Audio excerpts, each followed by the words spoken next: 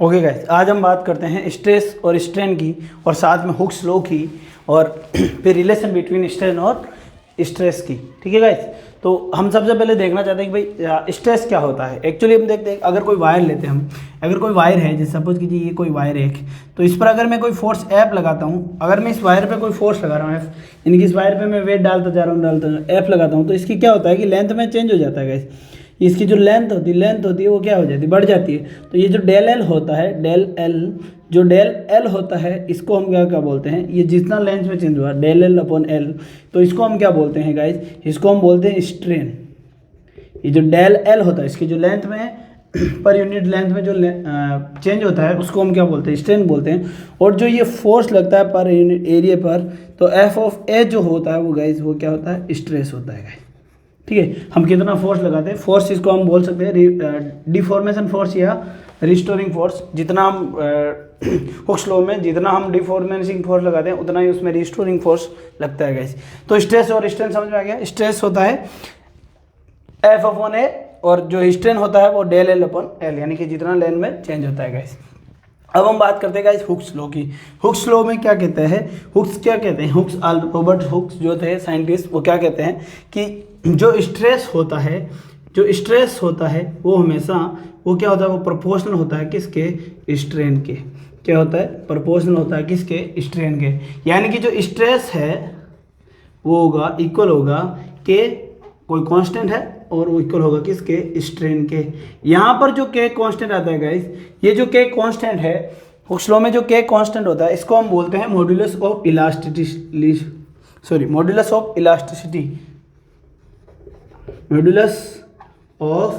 Elasticity. अब elasticity क्या आती है गाइस, इलास्टिसिटी जो होती है, देखो इलास्टिसिटी का मतलब है कि जैसे मैंने इस वायर को फोर्स लगाया, इसकी लेंथ, या सपोज कीजिए ये कोई स्प्रिंग है, ये क्या स्प्रिंग है, अगर इस स्प्रिंग पे मैंने कोई फोर्स लगाया तो ये इसकी क्या होगी, मैंने इस पर कोई वेट डाला तो ये वेट डालने से ये स्प्रिंग क्या होगी, फैल गई।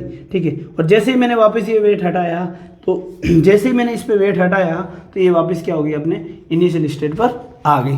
तो जैसे ही ये रिस्टोरिंग वापस क्या होगी, वापस इसी स्टेज में आ गई, तो इसको हम क्या बोलते हैं, इस इलास्टिसिटी बोलते हैं गाइस। ठीक है, इस प्रॉपर्टी को हम क्या बोलते हैं, इलास्टिसिटी। तो ये जो कांस्टेंट होता है, इस कांस्टेंट को हम क्या बोलते हैं, मॉड्यूलस ऑफ इलास्टिसिटी बोलते हैं गाइस। तो मॉड्यूलस ऑफ इलास्टिसिटी जो होता है वो तीन तरह का होता है गाइस। कौन सा होता है कि हम जब इसमें फोर्स लगाते हैं वो तीन तरीके से लगाते हैं। किस तरीके से, एक होता है लॉन्गिट्यूडनल, ठीक है गाइस, एक होता है लॉन्गिट्यूडनल, दूसरा क्या होता है, दूसरा होता है शेयरिंग, और तीसरा जो होता है गाइस, तीसरा क्या होता है, तीसरा होता है हाइड्रोलिक। तो ये जब तीन तरह के होते हैं, तो इसमें क्या होता है, लॉन्गिट्यूडनल में हम देखते हैं स्ट्रेस और स्ट्रेन जो लेंथ में लगता है वो क्या होता है, स्ट्रेस प्रोपोर्शनल होगा किसके, स्ट्रेन के। जो है लेंथ के लोग हैं तो स्ट्रेस जो आएगा यहाँ पर वो हो जाएगा यंग्स मॉड्यूलस इनटू स्ट्रेन। यहाँ पर जो आएगा मॉड्यूलस उसको हम क्या बोलते हैं, हम इसको यंग्स मॉड्यूलस बोलते हैं। इसको हम क्या बोलते हैं, यंग्स मॉड्यूलस। जब लॉन्गिट्यूडनल के अलॉन्ग बात करते हैं हम, तो हमारा जो मॉड्यूलस आता है वो कौन सा आता है, यंग्स मॉड्यूलस आता है। और जब शेयरिंग के लॉन्ग, शेयरिंग इसमें लॉन्गिट्यूडनल में हम देख चुके हैं, ये शेयरिंग में क्या होता है गाइस, जैसे कोई बुक्स है, ये इस तरीके से पड़ा है, कोई बॉक्स है, आप देख रहे हैं, सपोज कीजिए कोई बॉक्स है, यहाँ इस तरीके से ये एक बॉक्स है जो इस तरीके से पड़ा है। ठीक है, अब हम क्या कर रहा हूँ, अब मैं इस पे बॉक्स पे क्या कर रहा हूँ, एक और फोर्स लगाता हूँ, मैं इस बॉक्स पे क्या लगाता हूँ, कोई फोर्स लगाता हूँ, तो ये क्या हो जाता है, टेढ़ा हो जाता है गैस। ये क्या हो जाता है, टेढ़ा हो जाता है गैस। इस तरीके से अगर ये टेढ़ा हो जाता है,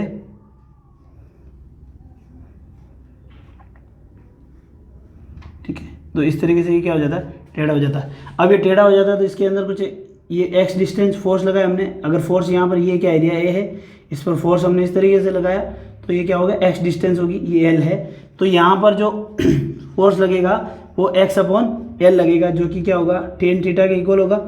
जब थीटा बहुत ही लिमिट होता है तो उसको हम डायरेक्ट हम टेन थीटा को हम क्या थीटा बोल सकते हैं गाइस, तो एक्स अपॉन एल होगा। तो यहाँ पर जो होता है, देखो लॉन्गिट्यूडनल में फोर्स कितना होगा गाइस, इसमें जो फोर्स होता है वो इस तरीके से होगा, इसमें लॉन्गिट्यूडनल में जो फोर्स होता है F बराबर F अपॉन ए। स्ट्रेस क्या होता है गाइस, स्ट्रेस जो होता है F अपॉन ए, तो इसमें जो स्ट्रेस होगा वो क्या होगा F अपॉन ए। इसमें देख सकते हैं गाइस, इसमें क्या होगा F अपॉन ए इक्वल आएगा क्या यंग्स मॉड्यूलस इनटू क्या आएगा यहाँ पर guys del L upon L। Strain क्या आता है ये।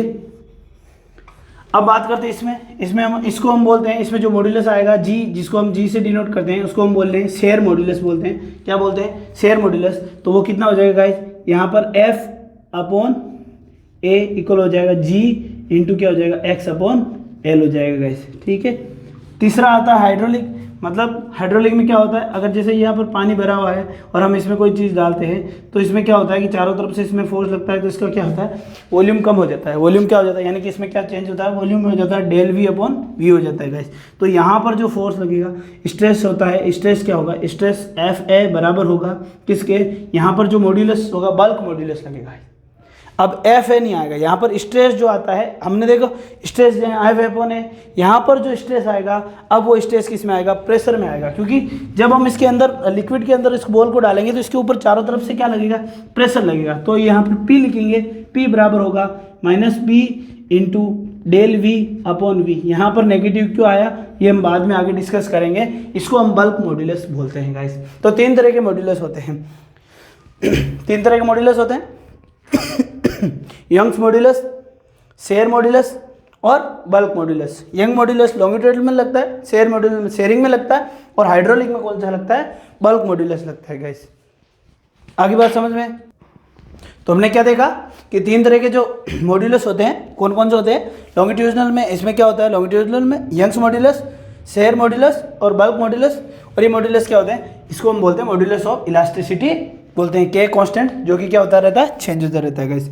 ये लेंथ की बात करते हैं हम। तो अब जब हमने पढ़ा ये जो हुक्स लॉ है वो क्या है, एक्चुअली थ्योरेटिकली नहीं है, ये क्या है, ये एक्सपेरिमेंटल है। ये क्या है, एक्सपेरिमेंटल है। जब हमने एक्सपेरिमेंट किए तो इसमें कुछ चेंजेस मिले हमें कि ये हुक्स लॉ है ये ऑलवेज ट्रू नहीं है, इसमें कुछ लिमिटेशन है। और वो लिमिटेशन क्या है वो हम आगे देखते हैं गाइस।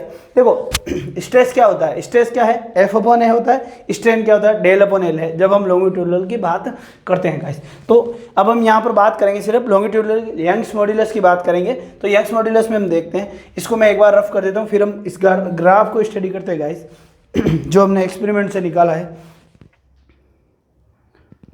ओके, जब हम ग्राफ स्टडी करते हैं, इसे एक्सपेरिमेंट करके जब ग्राफ का स्टडी किया गया तो हमें कुछ लिमिटेशन मिला, और हमने स्ट्रेस और स्ट्रेन में क्या एक कर्व बनाया या उसका रिलेशन जो निकाला कि कितने स्ट्रेस पे कितना स्ट्रेन किस तरीके से काम कर रहा है। तो जब हमने देखा शुरुआत में कि जब हमने एक स्टील का वायर लिया, वायर पर हमने देखा कि वेट जैसे जैसे बढ़ाते गए हम, उसका क्या हुआ कि जैसे जैसे हम स्ट्रेस बढ़ाते गए वैसे वैसे उसका स्ट्रेन क्या हुआ, बढ़ता गया। तो शुरू में ए पॉइंट तक तो क्या था कि जो स्ट्रेस था वो हुक्स लॉ को फॉलो करता है।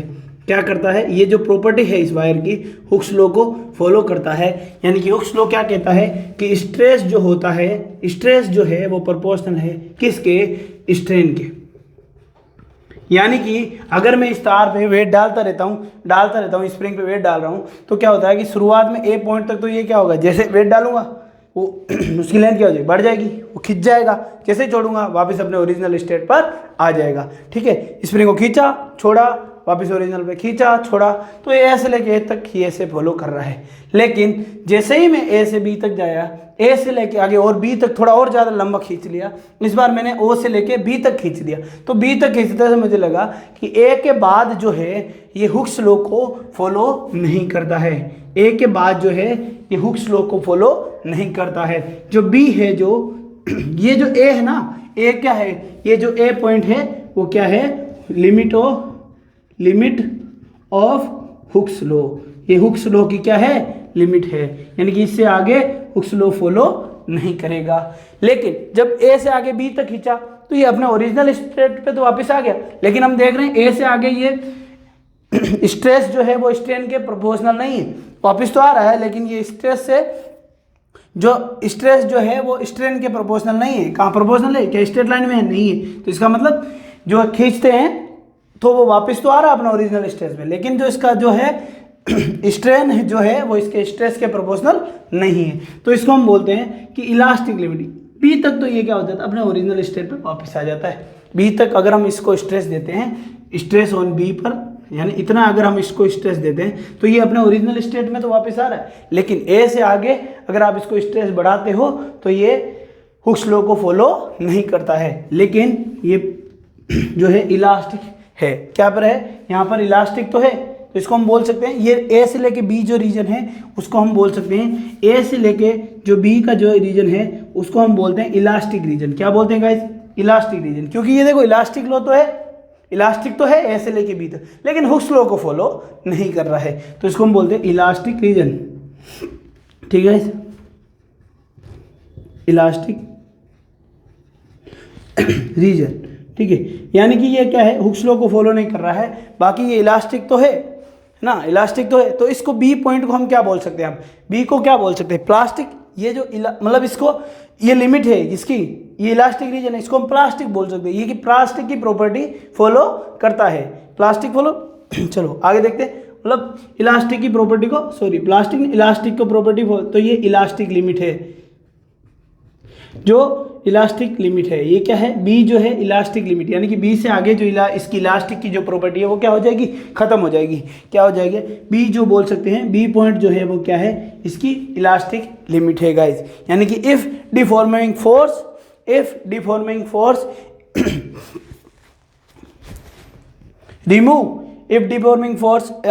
रिमूव अंटिल बी, यानी कि अगर डिफॉर्मिंग जो फोर्स है वो हम बी तक रिमूव कर देते हैं तो हमारे पास क्या हो जाएगा, वायर क्या आ जाएगा, रिटर्न ऑफ ओरिजिनल स्टेट। ठीक है, तो अगर हम बी से पहले अगर अपन फोर्स रिमूव कर देते हैं तो वायर अपने पास क्या आ जाता है, अपने ओरिजिनल स्टेट में वापस आ जाता है, लेकिन जैसे ही हम बी से आगे बढ़ते हैं तो वायर क्या होता है, अपने ओरिजिनल स्टेट पर वापस नहीं आ पाता है।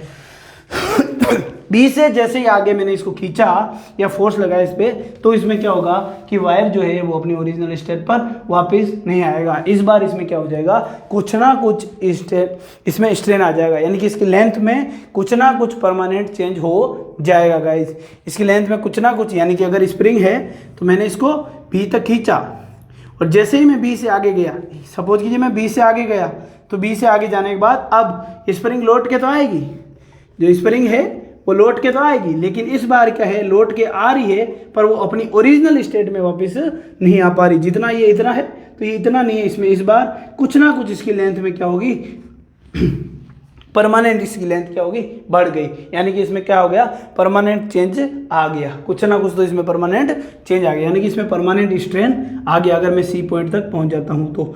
यानी कि जो बी पॉइंट है वो क्या है, इसका इलास्टिक लिमिट है, बी से आगे अब ये क्या करेगा, प्लास्टिक की प्रॉपर्टी होगा, ये होगा प्लास्टिक का मतलब कि बी से आगे जो भी होगा डी तक ये क्या करेगा, प्लास्टिक प्रॉपर्टी को फॉलो करेगा, यानी कि आफ्टर बी हम देख सकते हैं, आफ्टर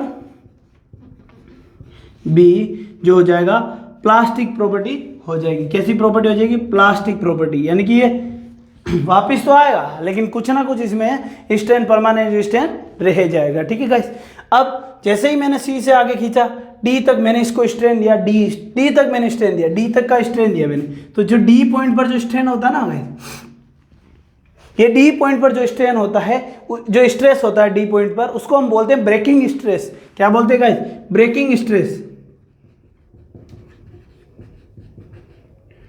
यानी कि ये जो स्ट्रेस है ना गाइस, ये तो अगर किसी वायर को आपको ब्रेक करना है तो ये स्ट्रेस तो देना ही पड़ेगा गाइस, ये स्ट्रेस तो देना, और एक बार आपने जैसे ही ये स्ट्रेस दिया, अगर वायर में आपने जैसे ही ये वाला स्ट्रेस दिया तो वो वायर टूट जाएगा गाइस। अगर आपने वायर में जैसे ही डी वाला स्ट्रेस दे दिया यहाँ पर, तो वो वायर क्या हो जाएगा, अब फिर आप भले इसको एक बार दे दिया, फिर आप भले इसको वेट को हटा लो, उस पर जो फोर्स को है वो छोड़ दो, लेकिन वो टूट जाएगा, वो टूटेगा, धीरे धीरे वो फोर्स हटा लोगे तो भी वो 0 से ई तक आते हुए वो क्या हो जाएगा, स्ट्रेस कम करोगे फिर भी वो टूट गया, अब तो वो टूटेगा ही, तो इसको हम क्या बोलते हैं, ब्रेकिंग स्ट्रेस। अगर आपने वायर को एक बार ब्रेकिंग स्ट्रेस दे दिया तो वो ब्रेक होगा ही, फिर आप उसको ऐसे नहीं कि हमने तो दे के ही हटा लिया तो वो टूटेगा नहीं, फिर वो वायर टूटेगा ही। तो इसको स्ट्रेस को, डी पॉइंट पर जो स्ट्रेस आता है उसको हम क्या बोलते हैं, ब्रेकिंग स्ट्रेस बोलते हैं गाइस। और ये होता है ई जो है, इसको हम बोलते हैं ब्रेकिंग पॉइंट बोलते हैं गाइस, ये क्या होता है, ब्रेकिंग पॉइंट बोलते हैं गाइस। तो ब्रेकिंग स्ट्रेस देना जरूरी है, जैसे ही ब्रेकिंग स्ट्रेस दिया आपने, अब आप भले स्ट्रेस हटा लो, फ्री हो जाओ, वो तो टूटेगा ही। आपने कह दिया मैंने तो थोड़ा सा दे दिया, कोई फर्क नहीं पड़ता, आपने एक बार दे दिया तो वो टूटेगा ही। तो ब्रेकिंग स्ट्रेस दे दिया तो इसके बाद वो टूटेगा ही। ठीक है, यहाँ लिक्विडाइजेशन फॉर्म हो जाती है, यहाँ से वो लिक्विड के फॉर्म में हो जाता है और धीरे धीरे वो क्या हो जाता है, बारीक होता होता टूट जाता है गाइस। चलो गाइस आगे अगर किस तरीके से आता है कि यहाँ से ए से ओ से ए तक क्या करता है, ये हुक्स लॉ को फॉलो करता है, प्रोपोर्शनल होता है। लेकिन ए से बी तक जाता है तो ये इलास्टिक तो होता है, यानी कि ये वापस अपने ओरिजिनल स्टेट में तो आता है, लेकिन ए से बी तक आगे ये हुक्स लॉ को फॉलो नहीं करता है, इसके प्रोपोर्शनल नहीं होता है।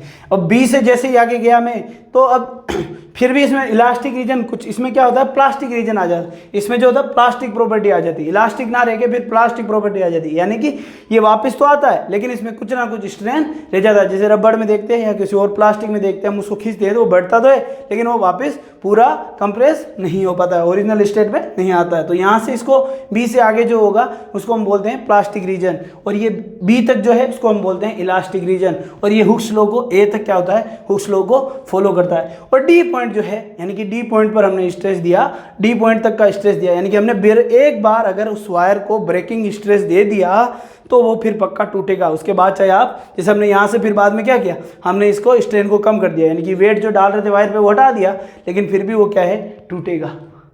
तो इसको हम बोलते हैं ब्रेकिंग स्टेट और ये होता है ब्रेकिंग पॉइंट। तो ये गाइस है relation between stress and strain guys. तो इस तरीके से रिलेशन है, आगे होगा आपको समझते हैं। मिलते हैं गाइस नेक्स्ट वीडियो में।